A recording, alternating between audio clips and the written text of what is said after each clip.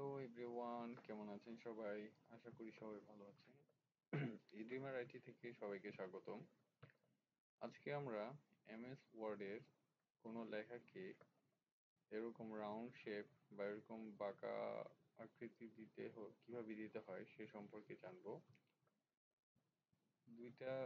দুইভাবে দেওয়া যায়, তো আমরা দুভাবে কিভাবে দেওয়া যায় সেই সম্পর্কে একটু দেখবো। চলেন কথা না বাড়িয়ে আমরা আমাদের ভিডিও শুরু করি।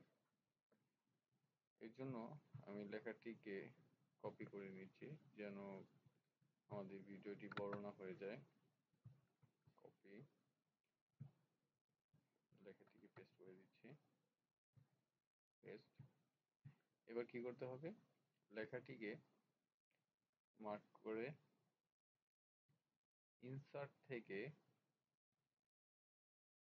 টেক্সট বক্স অপশনে ক্লিক করে টেক্সট বক্স থেকে ড্র টেক্সট বক্স নামে একটি অপশন আছে, সেখানে ক্লিক করতে হবে। তাহলে লেখাটি এরকম একটা বক্স শেপে চলে আসবে। এবার আমরা ইনসার্ট রিবন যেখানে ছিল সেখান থেকে ফরম্যাট রিবনে ক্লিক করে এখান থেকে টেক্সট ইফেক্ট নামে একটা অপশন আছে, সেখানকার ড্রপ ডাউনে ক্লিক করব। সবার নিচে একটি টেক্সট ইফেক্ট একটি অপশন আছে, সেখান থেকে আমরা নিচে অপশনকে বেছে নেব। যে কোনো একটি সাইড নিতে পারি, বা এটা যদি ক্লিক করি তাহলে এটা বাঁকা হবে, যদি নিচে ক্লিক করি তাহলে নিচ থেকে বাঁকা হবে, এটা ক্লিক করলে রাউন্ড শেপ হবে। তাহলে আমি এটাতে ক্লিক করি, এটাতে ক্লিক করলাম। এটাতে ক্লিক করলে লেখাটি একটু অন্যরকম দেখাচ্ছে। তো একটু বড় করে যদি আমরা এটাকে পয়েন্টারে ধরে যদি একটু সাইড ছোট করে দেই, নিচে ড্রপডাউনে ধরে একটু বড় করে দিলে তাহলে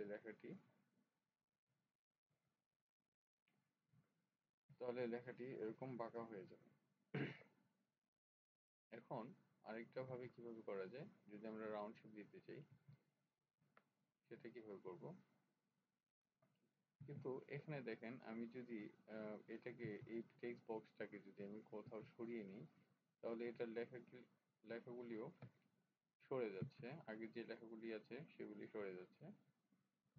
তো এটা কিভাবে করলে এটা সরবে না সেটা নিয়েও আমি আলোচনা করব। তো আমি এবার রাউন্ড শেপ নিয়ে আলোচনা করি। ঠিক একইভাবে আমি যদি কাজ করি, এটার মধ্যে যদি কাজ করি, এটার ঠিক পয়েন্টটাকে ধরে যদি আমি মাউসের রাইট বাটন ক্লিক করে যদি একটু এটাকে রাউন্ড শেপ দেওয়ার চেষ্টা করি তাহলে এটি রাউন্ড হয়ে যাবে। তো আশা করি বুঝতে পেরেছেন কিভাবে এরকম রাউন্ড শেপ দিতে হয় একভাবে।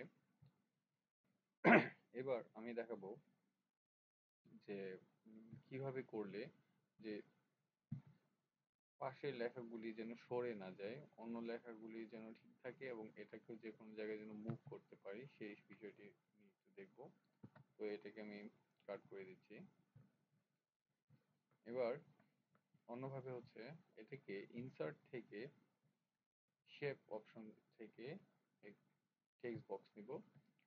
এই টেক্সট বক্স থেকে সরি টেক্সট বক্স থেকে যদি আমি লেখাটিকে আবার কপি করি, কপি করলাম, পেস্ট, এটাকে কপি করে নিলাম।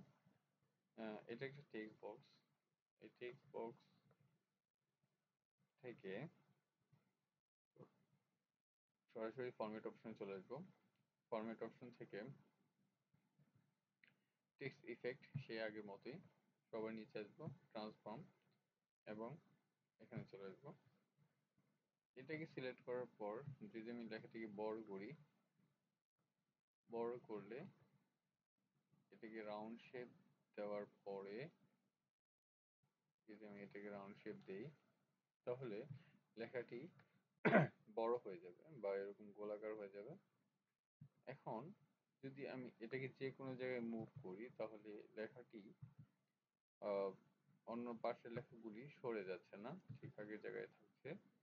এখন আরেকটি প্রবলেম হয়ে দাঁড়াচ্ছে, যদি আমি এটাকে কোনো লেখার উপরে নিই বা কোনো লেখার উপরে রাখি, তাহলে নিচের লেখাটিকে দেখা যাচ্ছে না।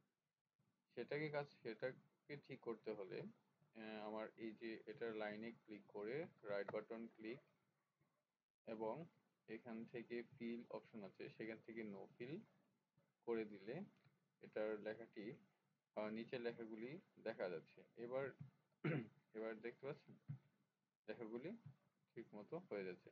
এবার এটার যদি আউটলাইনটাকে যদি আমি কেটে দিই, এটাকে রাইট বাটন ক্লিক করি, লাইনে ধরে রাইট বাটন ক্লিক করে শেপ আউটলাইন থেকে নো আউটলাইন যদি করে দিই, তাহলে এই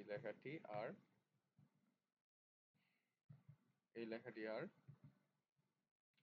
আউটলাইন দেখা যাচ্ছে না, অথবা যে কোনো জায়গায় মুভ করলে ওটা পাশের লেখাগুলি সরে যাচ্ছে না। তো আশা করি সবাই বুঝতে পেরেছেন। সবাইকে ধন্যবাদ। ভালো থাকবেন, সুস্থ থাকবেন এবং ইজুমার আইটির পাশে থাকবেন। ভিডিওটি ভালো লাগলে সবাইকে শেয়ার করে দিবেন। ধন্যবাদ সবাইকে।